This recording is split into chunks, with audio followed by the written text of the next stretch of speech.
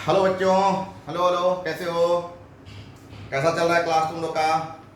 सबको sound wound जा रहा है ठीक से? सबको समझ में आ रहा है? हाँ, मजा आ रहा है सबको? कैसा रिवीजन चल रहा है? कॉन्फिडेंट आ रहा है? हम्म, 2 क्लास कर लिए ना, कॉन्फिडेंट आ रहा होगा। एकदम है बेटा, रिटेन स्किल को डेवलप करना है ना? कोई क्वेश्चन पूछे एकदम फ्रैंकली लिखेंगे, एकदम फ्रैंकली लिखेंगे। जितने क्लासेज मैं यहाँ पर दे रहा हूँ उसको 2 बार 4 बार 5 बार जितना तुम्हारे पास टाइम है बिल्कुल अपना ईयरफोन लगा करके सुनते रहो सुनते रहो सुनते रहो। एकदम जब समझ में आ जाए तो पूरा जब लिखते रहो। जब लिखो तो राइटिंग मत बना करके लिखो, शुरू में 2 बार 4 बार 5 बार लिखना है, इतना रफ कर देना है ना। That is called written skill development. Written skill develop करते चलो। चलो तो फिर आज हम तुम्हारे थर्ड क्लास में, रिवीजन का थर्ड क्लास में तुम्हारे लिए कुछ नए टॉपिक्स लेकर आए हैं। और आज तो क्लास थोड़े लंबे हैं, तो आज तो थोड़े ज्यादा पढ़ना पड़ेगा। तो आज तुम्हारे लोग के लिए पहला क्लास, जो फर्स्ट क्लास तुम लोग के लेकर आए हैं, ग्रेविटेशनल पोटेंशियल एनर्जी। ग्रेविटेशनल का मतलब गुरुत्वीय, पोटेंशियल का मतलब स्थितिज, और एनर्जी का मतलब ऊर्जा। गुरुत्वीय स्थितिज ऊर्जा।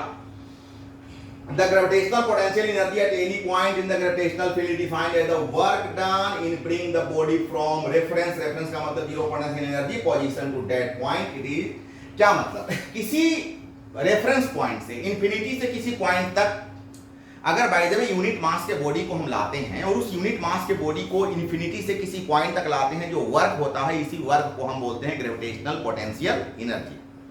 क्या बोले, समझ में आया? इकाई द्रव्यमान के वस्तु को अनंत से किसी बिंदु तक लाने में किया गया कार्य ही गुरुत्वीय स्थितिज ऊर्जा है। Gravitational potential energy is equal to the doing work done from a unit mass of body is taking from infinity to a point. Now doing work done is called gravitational potential energy, which is represented by U. क्या चीज सूचित करते हैं? U से। क्या इसको बोलते हैं? गुरुत्वीय स्थितिज ऊर्जा। क्या बोलते हैं? बोलो बोलो। गुरुत्वीय स्थितिज ऊर्जा क्या है? याद कर लो। इकाई द्रव्यमान के वस्तु को अनंत से किसी बिंदु तक लाने में किए गए कार्य को, यूनिट मास के बॉडी को रेफरेंस पॉइंट या इंफिनिटी से किसी पॉइंट तक लाने में जो वर्क होता है, इसी वर्क को हम क्या बोलते हैं? Gravitational potential energy. अब थोड़े फिगर पर ध्यान देना। ये अर्थ है, बाय द वे हम रेफरेंस पॉइंट से, इधर इंफिनिटी है, इंफिनिटी से हम किसी पॉइंट तक यूनिट मास के बॉडी को लाते हैं। ये इंफिनिटी रेफरेंस पॉइंट हो गया।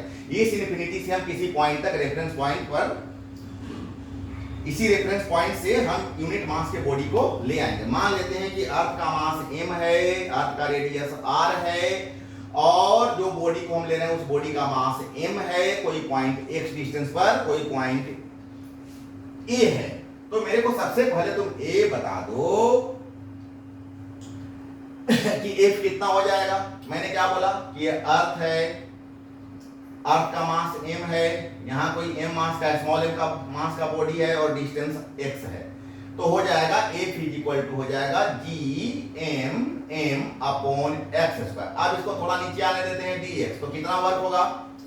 वहां से यहां से खिसक करके इसको यहां आने देते हैं, तो कितना वर्क हो जाएगा? तो वर्क हो जाएगा, work is equal to force into displacement. Work is equal to क्या होता है रे? क्या होता है work is equal to? Force into displacement. Force into displacement. तो वर्क निकालना है, तो स्मॉल वर्क निकालो, तो फोर्स हो गया f, डिस्प्लेसमेंट हो गया dx। f का मतलब हो जाएगा, पुट कर दो, gm by x square dx। ये हुआ स्मॉल वर्क। लेकिन जब तुमको टोटल वर्क निकालना, कहां से ला रहे हो? इनफिनिटी से ला रहे हो। कहां तक ला रहे हो? Point p। पॉइंट p तक का डिस्टेंस कितना माना गया है? r माना गया है। देख लो फिगर में ये डिस्टेंस a पर लाया जा रहा है, तो यहां से डिस्टेंस कितना मान रहे हो? r डिस्टेंस मान रहे हो। तो लिमिट ऑफ इंटीग्रेशन कहां से कहां तक हो जाएगा? इंफिनिटी से लेकर के r तक हो जाएगा। तो जब तुमको टोटल वर्क निकालना होगा, तो टोटल वर्क के इसको इंटीग्रेट कर दो। किसको? gm by x square dx को इंटीग्रेट कर दो। अब यहां से तुम क्या करो, तो तुमको टोटल वर्क निकल जाएगा। तो वर्क इज इक्वल टू, अब यहां से तुम क्या करो कि gm को बाहर ले लो। अब तुम इंफिनिटी से x स्क्वायर को ऊपर ले जाओ। इंटीग्रेशन करने आता है ना, सबको आता है इंटीग्रेशन करने। x स्क्वायर को ऊपर ले जाओ, तो ले जाओगे तो -2 dx, पावर नीचे में 2 है, ऊपर जाएगा तो -2 हो जाएगा इनटू dx। अब इंटीग्रेट करो, gm इंटीग्रेट करो, पावर एक ऐड होता है, उतने से डिवाइड करते हैं, इंफिनिटी से लेकर r तक। gm अब ऊपर में हो गया x का पावर -1, नीचे में -1, इंफिनिटी से लेकर r तक। नीचे में जब -1 हो जाए, इसको नीचे माइनस नहीं देना चाहिए, तो इसको हटाकर यहाँ कर लो, तो हो जाएगा और ऊपर में h का पावर -1 है तो नीचे में आके 1/h हो जाएगा, इन्फिनिटी से लेकर r तक 1/h। अब ये जो ना लिमिट पुट कर लो, जो भी निकल रहा है w निकल रहा है, तो पुट कर -gmm लिमिट पुट करोगे तब हो जाएगा 1/r - 1/∞। अब 1/∞ का तो कोई मीनिंग है नहीं, तो w इक्वल टू हो गया -gmm/r, और इसी वर्क को हम एनर्जी कहते हैं, तो एनर्जी हो गया -gmm/r। तो देखो रियल में फॉर्मूला तो यही हो गया -gmm/r, रियल फॉर्मूला तो यही हो गया कि -gmm/r है ना, रियल फॉर्मूला यही हो गया। लेकिन क्या लेकिन हाँ, अब देखो पूरा यहां से यहां तक तुम ले लिए हो, क्या मतलब, ये अर्थ है, रेडियस कितना हो गया r, बॉडी यहां पर है, कितना हाइट पर है, h हाइट पर है, तुम पूरा यहां से यहां तक r ले लिए हो, तो इस r के बदले तुम r प्लस h कह सकते हो ना, तो r प्लस h कह सकते हो, तो हो जाएगा फिर u इज इक्वल टू क्या हो जाएगा, u is equal to -gmm/r plus h, और फाइनल आंसर तुम्हारा यही हो रहा। अगर by the way on the surface of earth यहां पर तुम आ जाते हो, तो यहां पर आने के बाद h क्या हो जाएगा, h 0 हो जाएगा, तो h 0 हो जाएगा तो हो जाएगा -gmm/r, मतलब धरती पर आने के बाद हो जाता है gmm/r, और अर्थ के ऊपर हटा तो हो जाता है -gmm/r, स्मॉल, यही वर्क एनर्जी है। r के बदले r प्लस h पुट कर देंगे, धरती के सतह पर आने पर, सरफेस ऑफ द अर्थ पर आने पर h का मान 0 हो जाएगा, और h का मान 0 हो जाएगा तो केवल बचेगा gmm/r। तो बच्चे उम्मीद करें कि तुम लोग को एक क्वेश्चन बहुत आसानी समझ में आ गया होगा, कहीं कोई मेहनत नहीं है। ऐसे भी ये सारा क्वेश्चन तुम लोग को पहले से याद करवाया हुआ है, तुम लोग का पहले से पढ़ाया हुआ भी है, और अभी हम ऐसा मिटा देते हैं ना, तो तुम क्या करते हो, परेशान तो नहीं हो जाते हो ना, नहीं, वीडियो को रोक करके और हम जैसे कैलकुलेशन किए कॉपी पर कैलकुलेशन कर लेंगे, तो तुम्हारा क्या हो जाएगा कि बिल्कुल फ्री हो जाएगा हैंड, तुम बिल्कुल क्लियर हो जाओ कि अच्छा ऐसे कैलकुलेशन किया हुआ है ना, तो कोई बड़ा कैलकुलेशन है ही नहीं। तो सरफेस ऑफ द अर्थ कितना हो गया, h का मान जब 0 हो गया तो कितना आ गया तुम्हारा, कितना आ गया gmm/r। अब यहाँ पर एक बात लिखवाए हैं कि as the separation between particles decreases, potential increases, becomes maximum 0 हो जाएगा इनफाइनाइट डिस्टेंस पर, इनफाइनाइट डिस्टेंस पर कितना हो जाएगा, 0 हो जाएगा। ऐसा तुमको इन चीजों का अभी ज्यादा जरूरत नहीं है, तुम अभी यहाँ तक ही ध्यान रखना, अभी एग्जामिनेशन का तैयारी करो, है ना, अभी तुम एग्जामिनेशन का तैयारी करो। चलो ऐसे तो सारे पॉइंट को हम डिस्कशन कर चुके हैं। अब आते हैं तुम्हारे हम नए क्वेश्चन पर, एस्केप वेलोसिटी। अच्छा बेटा, एस्केप वेलोसिटी को हिंदी में कहते हैं पलायन वेग। क्या कहते हैं, पलायन वेग। पलायन का मतलब क्या होता है, भाग जाना, भाग गया, पलायन कर गया, यहाँ से चला गया। हाँ, हम लोग कहते हैं ना कि वो तो जो है ना, वो मंगरा जो है ना, मंगरा यहाँ से पलायन करके सर वो मुंबई चला गया, भाग गया यहाँ से, वो यहाँ कभी नहीं आता, पलायन कर जाना, है ना। तुम लोग पलायन करवा दे सकते हो, तुम चाहो तो कुछ भी कर सकते हो, पलायन करवा देंगे, है ना, जो गंदे लोग होंगे उन लोग को यहाँ से पलायन करवा देंगे, तो गंदे लोग को पलायन करवा देंगे। पलायन का मतलब भाग जाना, कहाँ से भाग जाना, मेरे एरिया से भाग जाना। ऐसे पृथ्वी का भी एरिया है, प्रीवियस क्लास में बताया था कि पृथ्वी का ये जो एरिया इसको ग्रेविटेशनल फील्ड कहते हैं। अब इसको हम ऐसे फेंके, वापस आ गया, और फेंके, वापस आ गया, और फेंके, वापस आ गया, मशीन से फेंकना शुरू किया, एक समय फेंकते फेंकते ऐसा हो जाएगा जहां से वापस नहीं आएगा। कहां चला जाएगा, अंतरिक्ष में चला जाएगा, पलायन कर गया, धरती से पलायन कर गया, अब नहीं आएगा।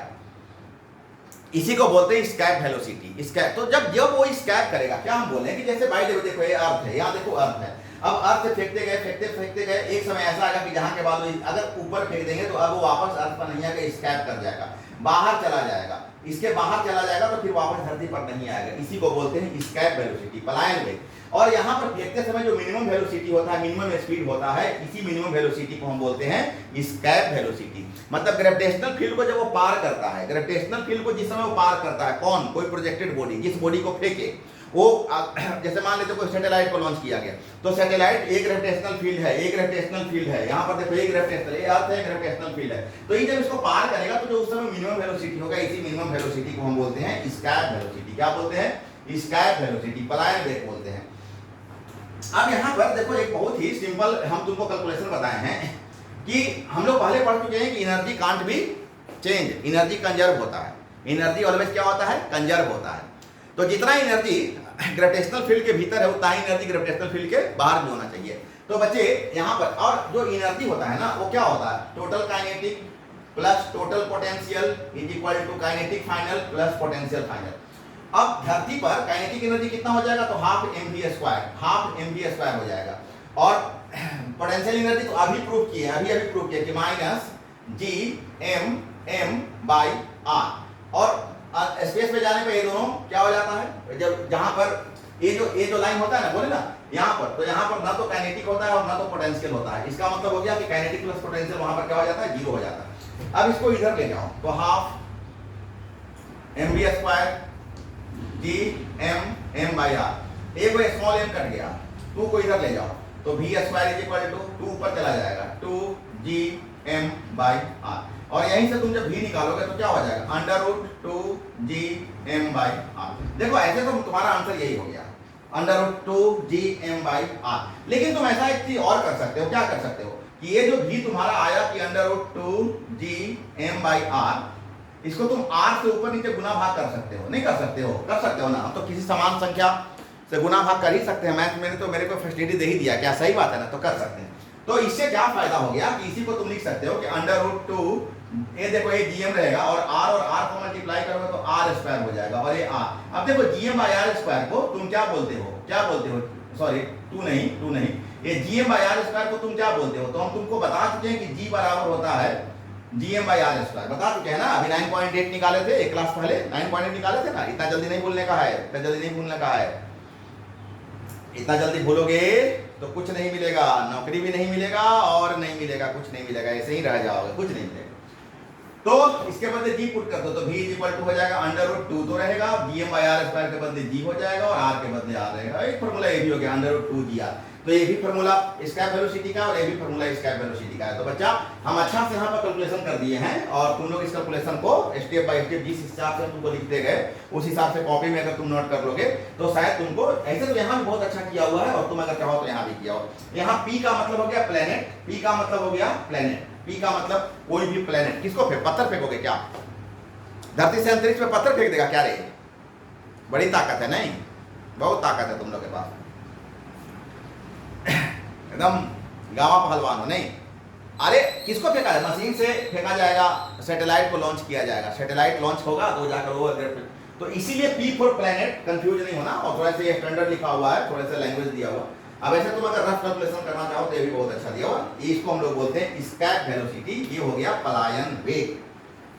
क्या हो गया, पलायन वेग। फाइनली यहाँ देखो अंडर क्या हो गया, ये देखो अंडर रूट 2 और ये जीपी है जिसको हम जी बोल रहे हैं और ये RP, P for planet R बोल रहे हैं, अंडर रूट 2 जी आर। तो यहीं पर लाकर के तुम कैलकुलेशन को ब्रेक कर सकते हो, लेकिन अगर और आगे तुम जाना चाहो तो और डेंसिटी के लैंग्वेज में भी इसको तुम कैलकुलेट कर सकते हो, ये तुम पर डिपेंड करता है। लेकिन ऐसे नॉर्मली स्केप वेलोसिटी यहीं तक आता है तो तुम यहाँ तक भी इसको तुम करके छोड़ सकते हो, कोई दिक्कत यहाँ पर नहीं। लेकिन बाय द वे अगर कैलकुलेशन सामने किया हुआ तो तुमको हम इसको और ही अच्छा से बता देते हैं। तो अभी अभी तुम पढ़ा कि v is equal to under root 2 G M by are.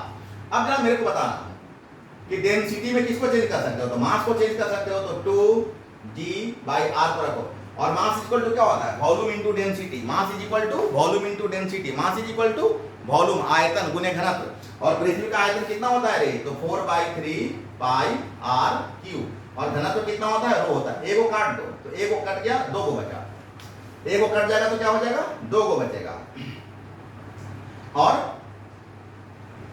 क्या हो गया, 2 को बचा तो आर स्क्वायर का रूट निकल जाएगा लेकिन बाकी का नहीं निकलेगा। 8 हो जाएगा, जी हो जाएगा, पाई हो जाएगा, रो हो जाएगा और बाई 3। तो ये हो गया answer 8 G pi rho by 3 under root. R हम लिखे वो आर पी लिखा हुआ, दोनों एक ही बात है। अर्थ के लिए क्या एम को एम, अर्थ भी तो प्लेनेट है तो एमपी लिख लो, आर के बदले आरपी लिख लो। तो आरपी और R E, RP is equal to R E, मतलब जहां जहां आर पी लिखा हुआ था वहां आर ई कर दो। तो अब अगर तुमसे कोई पूछेगा कि अर्थ का स्केप वेलोसिटी क्या होता है, पृथ्वी का पलायन वेग क्या होता है, तो अभी तुम फॉर्मूला पढ़े हो कि अंडर रूट 2 जी आर। अब अंडर रूट 2 बोलो, धरती का जी कितना, तो 9.8, धरती का आर कितना, तो 6400 kilometre, 6.4 into 10 to the power 6। और जब तुम इसको सोल्व करोगे तो आ जाएगा 11.2 into 10 to the power 3 metre पर सेकेंड। और यही को किलोमीटर में कन्वर्ट कर दो तो 11.2 किलोमीटर पर सेकेंड। तो अर्थ का जो एस्केप वेलोसिटी होता है वो 11.2 किलोमीटर पर सेकंड होता है। क्या मतलब कि धरती से अगर किसी चीज को 11.2 किलोमीटर पर सेकंड के स्पीड से छोड़ दिया जाए तो वो क्या कर एस्केप कर जाएगा, वो अपने ग्रेविटेशनल फील्ड से बाहर चला जाएगा और फिर वापस नहीं आएगा। तो हर जगह का एस्केप अलग अलग होता है, एस्केप वेलोसिटी अलग अलग होता है। अगर तुमसे कोई पूछ दे कि मून का एस्केप वेलोसिटी क्या होता है, तो मून के लिए भी वही लगा दो कि √2gr। अब मून का जो जी होता है वो धरती पर के जी का 6 गुना कम होता है और उसका जो रेडियस होता है और वहां का जो भी 2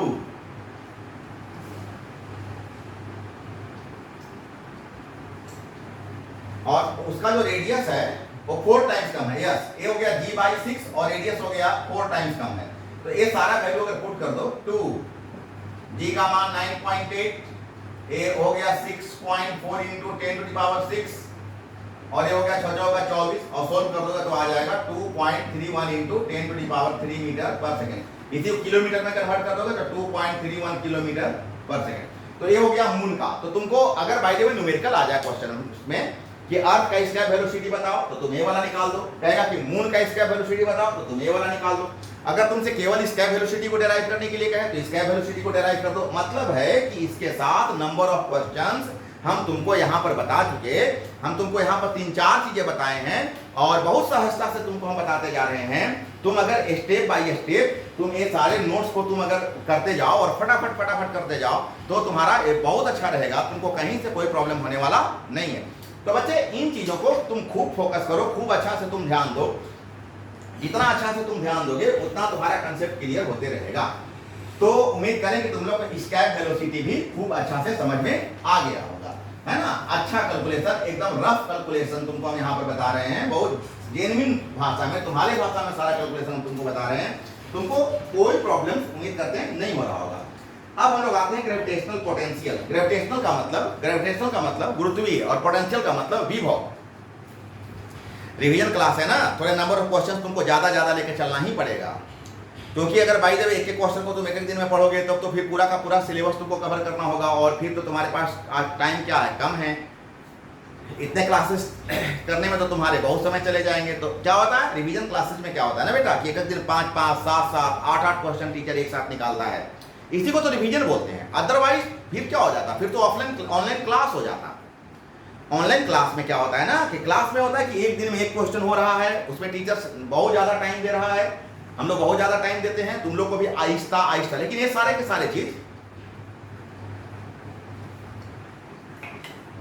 बहुत गर्मी है ना। तो इसमें क्या होता है ना कि सारे के सारे चीज तुम्हारा ऑलरेडी पहले से पढ़ा हुआ है, एक बार तुम्हारे मेमोरी में हमको डालना है। तो उसके लिए क्या होता है कि ज्यादा से ज्यादा क्वेश्चन अगर एक दिन में चला जाए तो फिर तुम लोग के लिए ज्यादा बेनिफिशियल होता है। हम और आ रहे हैं अगले क्वेश्चन में, ग्रेविटेशनल पोटेंशियल ग्रेविटेशनल गुरुत्वीय विभव। विभव क्या होता है, इकाई द्रव्यमान के वस्तु को अनंत से किसी बिंदु तक लाने में जो किया गया कार्य विभव बोलते हैं। तो बाय द वे एम मास के बॉडी को तुम ला रहे हो इंफिनिटी से किसी पॉइंट तक और वर्क हो रहा है W, तो यूनिट मास के लाओगे तो क्या हो जाएगा W/m। इसी को हम क्या बोलते हैं, potential is equal to W/m। और W को U कहते हो तो इसको U/m भी कह सकते हो। तो V is equal to U/m। U क्या है, पोटेंशियल एनर्जी, और m क्या है, मास, मतलब gravitational potential energy gravitational potential is equal to gravitational potential energy by mass. समझ में आया? फिर से सुन लो, हम बोले कि m मास के बॉडी को लाने में वर्क हो रहा है W, यूनिट मास को लाने में हो जाएगा W/m। इसी W को U कहते हो तो U/m। U को ही क्या बोलते हैं, पोटेंशियल एनर्जी, और m को क्या बोलते हैं, मास। सो V इज इक्वल टू, इसको U लिख लेना, U/m। अब बोलो ये एनर्जी है तो मास, सॉरी यूनिट जूल, और मास है तो केजी, जूल पर केजी, इसी को वोल्ट कहते हैं, वोल्ट। विभव का मात्रक वोल्ट नहीं पढ़े हो क्लास 10 में? अगर सबसे ज्यादा किसी को याद रहता था तो विभव, इकाई धनावेश को अनंत से किसी बिंदु तक लाने में किए गए कार्य को विभव कहते हैं, पढ़ते थे ना। तो यहाँ इकाई द्रव्यमान के वस्तु को अनंत से किसी बिंदु तक लाने में किए गए कार्य को विभव कहते हैं।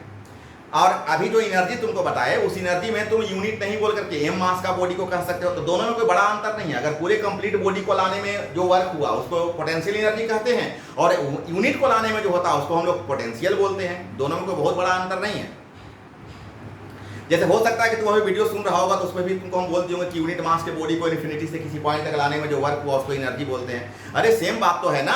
अगर मान लेते हैं कि इतना बड़ा पत्थर हम पूरे को ला रहे हैं, वर्क हुआ, एनर्जी हो गया, यूनिट को निकाल लेंगे तो पोटेंशियल हो जाएगा, वो पोटेंशियल एक बार जोड़ देंगे तो पोटेंशियल एनर्जी हो जाएगा। कोई बहुत बड़ा सब में अंतर नहीं होता है, सब वर्क है, सब वर्क है। Doing work is called potential, doing work is called potential energy. So बेटा तुम्हारे पास कंसेप्ट का मामला है कि तुम कितने कंसेप्चुअल हो, कितने तुम इन बातों को समझ पाते हो।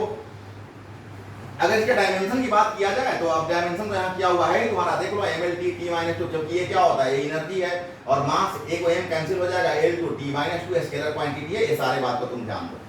अब अगर तुमको एक हम नया क्वेश्चन पढ़ा दे कि पॉइंट क्या gravitational potential of A point particle, अगर कोई पॉइंट पार्टिकल दे दिया गया तो ग्रेविटेशनल पोटेंशियल कितना निकलेगा। तो अभी हम लोग पढ़े हैं कि पोटेंशियल एनर्जी U बराबर माइनस gmm/r, क्या पढ़े हो ना कि U is equal to minus gmm/r। अगर बाय द वे इन्फिनिटी से किसी पॉइंट तक इसको ला रहे हो, P पॉइंट तक ला रहे हो, इन्फिनिटी से P पॉइंट तक ला रहे हो, तो इन्फिनिटी से P पॉइंट तक लाने में कितना वर्क हो जाएगा। तो अभी तुम पढ़े कि potential is equal to energy by mass, energy कितना, तो माइनस gmm/r और मास m कट गया तो क्या हो जाएगा, v is equal to minus gm/r। तो पोटेंशियल इज इक्वल टू बेटा होता है माइनस gm/r। इसको भी तुम खूब अच्छा से देखना है ना, बहुत सिंपल है, बहुत सिंपल है, समझ में आया, क्लियर है। फिर से एक बात सुन लो, हम बोले कि पोटेंशियल इज इक्वल टू होता है U/m। U क्या है, पोटेंशियल एनर्जी, m क्या है, मास। और अभी तुम पढ़े हो, अभी इसके जस्ट पहले वाले प्रश्न में पढ़े हो कि potential energy equal to minus gmm/r, और ये मास है भी तो mm नहीं कटेगा रे, m कटेगा तो क्या बचेगा रे, माइनस gm/r नहीं बचेगा। ये सब शॉर्ट क्वेश्चन है रे बुद्धू, 2 मार्क्स का क्वेश्चन है, इसमें ज्यादा खोपड़ी लगाओगे तो फिर बड़े क्वेश्चन में क्या करोगे, खोपड़ा लगाओगे, खोपड़ा कहां से ले आओगे। हाँ, भगवान तो तुमको खोपड़ी ही दिया है ना, इतना छोटा दिमाग उसमें दिया, खोपड़ा इतना बड़ा है क्या, इतना बड़ा माथा है, राक्षस हो। तो बच्चे हम लोग अभी तक पोटेंशियल पढ़ चुके हैं, पोटेंशियल। अब हम लोग पढ़ने जा रहे हैं ऑर्बिटल वेलोसिटी। आज तो बड़े बड़े टॉपिक्स हैं, ढेर सारे टॉपिक्स आज हो गए, इसीलिए थोड़े हम पिकअप पे निकलते जा रहे हैं, नहीं तो वीडियो हो जाएंगे 2 घंटे का। कैसे पढ़ोगे, है ना, बहुत दिक्कत हो जाएगी ना, कम समय में ज्यादा क्लास करना, इसी को रिवीजन बोलते हैं। ऑर्बिटल वेलोसिटी नाम ही है ऑर्बिट। ऑर्बिटल वेलोसिटी का मतलब होता है कक्षीय वेग, कक्षीय वेग। ऑर्बिट का मतलब कक्षा, ऑर्बिटल का मतलब कक्षीय, और वेलोसिटी का मतलब वेग, कक्षीय वेग। देखो सैटेलाइट है, ये सैटेलाइट है, अच्छा यही समझ लो, यहीं पर बोल देते हैं, काहे को गंदा करने जाए बोर्ड। ये देखो सैटेलाइट है, इसको मूव कर रहा है, ये अर्थ है, अर्थ के ऊपर में अंतरिक्ष है, उस ऊपर में एक इसका ऑर्बिट है, कहीं थोड़े घूमते रहता है।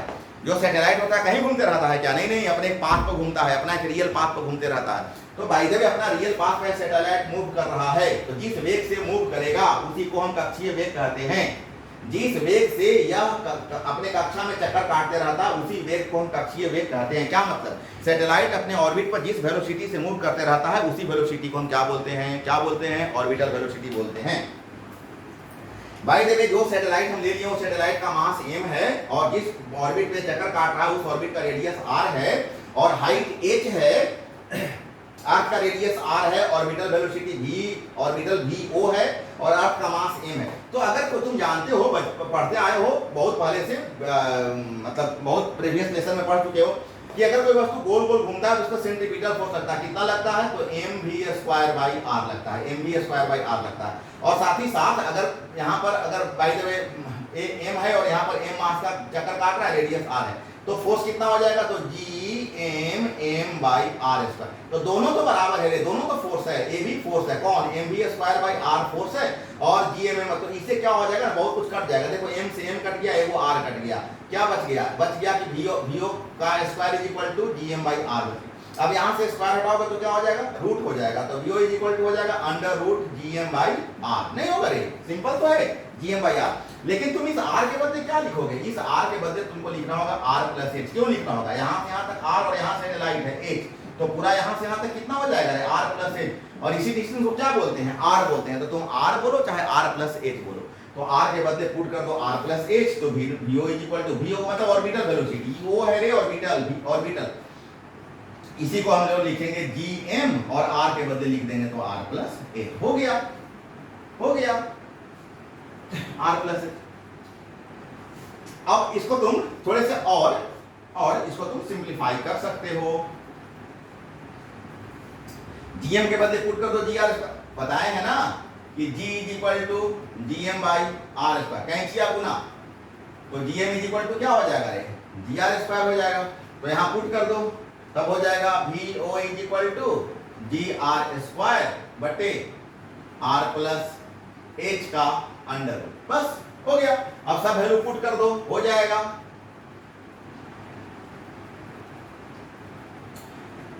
सैटेलाइट अगर बहुत सरफेस के नजदीक हो, जमीन के बहुत ही नजदीक होगा सैटेलाइट, तो एच को तुम नेगलेक्ट कर सकते हो। तो एच अगर नेगलेक्ट हो गया, एच अगर बाय द वे नेगलेक्ट हो गया, ऐसे आंसर यहीं पर है, ध्यान देना आंसर यहीं पर है। लेकिन अगर by the way satellite is very close to surface of earth, अगर धरती के बहुत ही नजदीक है तो एच को नेगलेक्ट कर देंगे, तब क्या हो जाएगा, V O is equal to root under G R square बटे आर, ए वो आर कैंसिल हो गया, तो खाली बच गया क्या, खाली बच गया अंडर रूट जी आर।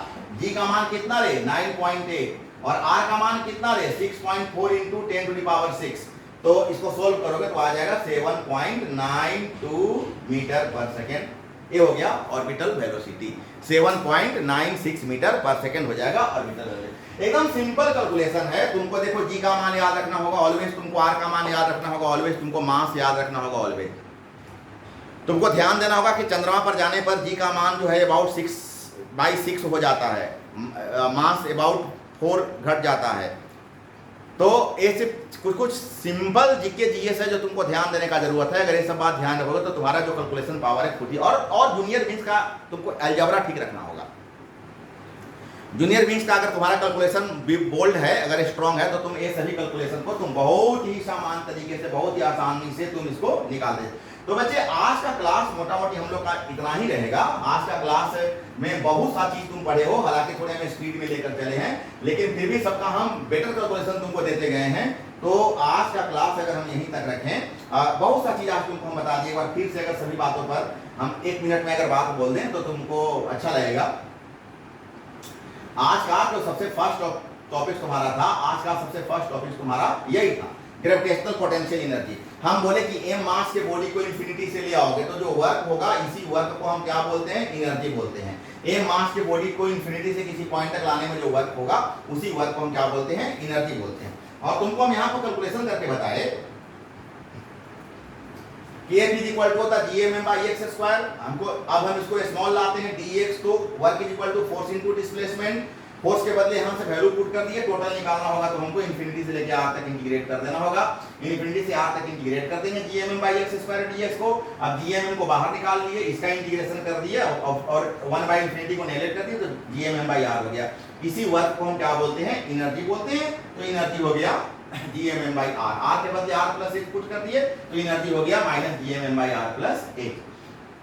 तो बच्चा सब कुछ बहुत ही सिंपल लिखा हुआ है, ये सारा का सारा। अब पोटेंशियल एनर्जी में क्या किए, खाली इसी को 1 कर दिए, इसी को 1 कर दिए क्योंकि वो यूनिट बनता है। तो ये हो गया, ये तो हो जाएगा वो GMM बाई r का हो चाहे GMM by r plus h का हो, एक ही बात है। अगर स्मॉल r पे लेकर चलोगे तो GMM बाई r हो जाएगा, और अगर r के बदले r, ये स्कैप वेलोसिटी। तुमको बोले कि अगर बाय द वे अर्थ है तो एक समय के बाद अगर फेंक दोगे तो बाहर चला जाएगा, तो इस समय जो मिनिमम वेलोसिटी होता है इसी को हम स्कैप वेलोसिटी बोलते हैं। अब क्या करेंगे कि यहाँ पर हम इनिशियल और फाइनल कर लेंगे, यहाँ पर हम इनिशियल और फाइनल कर लेंगे। तो क्या हो जाएगा कि ki plus ui equal to kf plus uf, जितना इनिशियल पर आएगा उतना ही फाइनल पर आ जाएगा। यहाँ पर जितना काइनेटिक और पोटेंशियल उतना ही काइनेटिक पोटेंशियल यहाँ। तो यहाँ पर काइनेटिक पोटेंशियल दोनों का दोनों लड्डू होता है, और यहाँ पर ये हाफ mv स्क्वायर होता है और ये होता है माइनस GMM बाई r।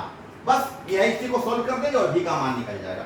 तो बच्चे आपको यहाँ पर सारा का सारा बात हम काफी डिटेल करके बताए। डेंसिटी में अगर ध्यान रहेगा तो बनाना, अदरवाइज एग्जाम में डेंसिटी के लैंग्वेज में जल्दी नहीं आता है। हाँ, ये बात जरूर ध्यान रखना कि अर्थ का स्कैप कैसे निकलेगा और मून का स्कैप कैसे निकलेगा, इस बात को भी तुम खूब ध्यान देना। और इसके बाद ग्रेविटेशनल पोटेंशियल बताया, तो ग्रेविटेशनल पोटेंशियल को तो तुमको बताइए कि potential is equal to u by m होता है, और u के बदले तुम पुट कर दो GMM बाई r, और m एक m कैंसिल हो जाएगा और GMM बाई r जो आ जाएगा वही तुम्हारा क्या हो जाएगा, आंसर हो जाएगा, GMM बाई r हो जाएगा।